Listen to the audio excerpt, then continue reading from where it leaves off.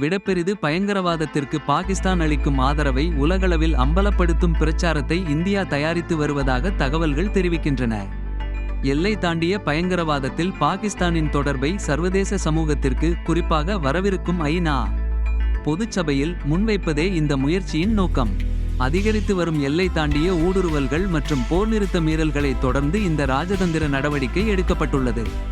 பயங்கரவாதிகளுடனான சமீபத்திய மோதல்களிலிருந்து சேகரிக்கப்பட்ட ஆதாரங்களையும் உளவு தகவல்களையும் இந்த பிரச்சாரம் வெளிச்சம் போட்டு காட்டும்.